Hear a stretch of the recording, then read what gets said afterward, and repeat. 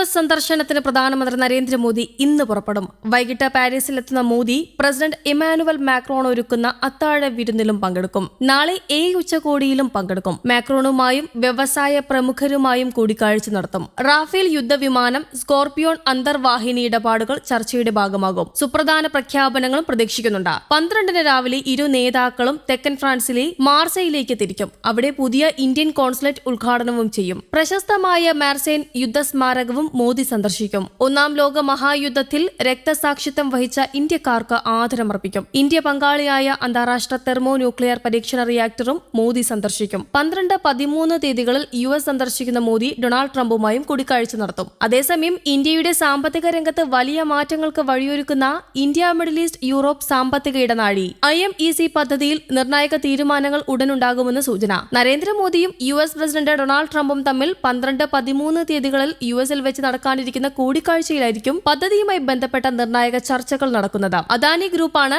IMEC പദ്ധതിയുടെ പ്രധാന പങ്കാളി. ഇതുൾപ്പെടെ ഇരു രാജ്യങ്ങളും തമ്മിലുള്ള പ്രതിരോധ സഹകരണം, സാമ്പത്തിക സഹകരണം, കുടിയേറ്റം എന്നീ വിഷയങ്ങളിലും ട്രംപ് മോദി ചർച്ച നടക്കും. അനധികൃത ഇന്ത്യൻ കുടിയേറ്റക്കാരെ തിരിച്ചയക്കുന്ന വിഷയത്തിൽ ട്രംപിന്റെ പ്രതികരണം നിർണായകമായിരിക്കും. വ്യാപാരം, പ്രതിരോധം, ഇന്തോ പസഫിക് മേഖലകളിലെ സഹകരണം എന്നിവ വർദ്ധിപ്പിക്കാനുള്ള ചർച്ചകളും ഉണ്ടാകും. അതേസമയം അനധികൃത കുടിയേറ്റക്കാരായ ഇന്ത്യക്കാരെ വിലങ്ങണയിച്ച് നാടുകടത്തിയ വിവാദം കത്തിനിൽക്കെ പ്രധാനമന്ത്രി നരേന്ദ്രമോദി 2 ദിവസത്തെ സന്ദർശനത്തിനായി അമേരിക്കയിലേക്ക് പോകുന്നത് ഏറെ നിർണായകമായാണ് ഇന്ത്യക്കാർ ഉറ്റുനോക്കുന്നത്. ഫെബ്രുവരി 12-13 തീയതികൾ ഇന്ത്യൻ ജനതയ്ക്ക് നിർണായകമായിരിക്കും. ഫെബ്രുവരി 12-13 തീയതികളിൽ നരേന്ദ്രമോദി അമേരിക്ക സന്ദർശിക്കുമെന്ന് വിദേശകാര്യ സെക്രട്ടറി വിക്രം മിസ്രിയാണ് അറിയിച്ചത്. US പ്രസിഡന്റ് ഡൊണാൾഡ് ട്രംപുമായി മോദി ഉഭയകക്ഷി ചർച്ച നടത്തുമെന്നും ചർച്ചയ്ക്ക് ശേഷം ഇരുവരുടെയും സംയുക്ത പ്രസ്താവനയുണ്ടാകുമെന്നും വിക്രം മിസ്രി അറിയിച്ചിരുന്നു. ഡൊണാൾഡ് ട്രംപ് 2ാം തവണ US പ്രസിഡന്റായ ശേഷം മോദിയുടെ ആദ്യ അമേരിക്കൻ സന്ദർശനം കൂടിയാണിത്. ഫെബ്രുവരി 10 മുതൽ 12 വരെ ഫ്രാൻസ് സന്ദർശിച്ച ശേഷമാണ് മോദി അമേരിക്കയിലേക്ക് തിരിക്കുന്നത്. അതേസമയം അനധികൃത കുടിയേറ്റക്കാരെ മാർഗനിർദ്ദേശങ്ങൾക്കനുസരിച്ചാണ് അമേരിക്ക നാട് കടത്തുന്നതെന്നും അദ്ദേഹം പറഞ്ഞു.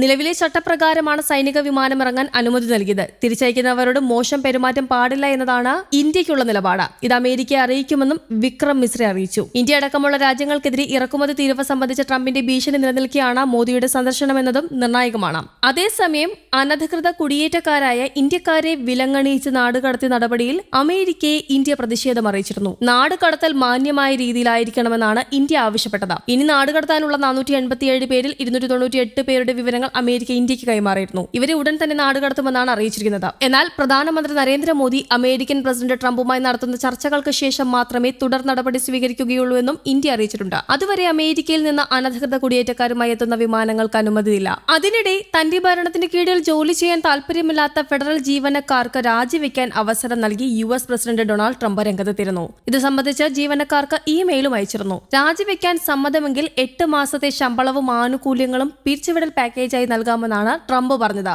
20 ലക്ഷത്തിലേറെ ജീവനക്കാരിൽ 10% പേർ ഓഫർ സ്വീകരിക്കുമെന്നും ഭരണകൂടത്തിന് പ്രതീക്ഷയുണ്ടായിരുന്നു. News desk Kerala Kaumudi.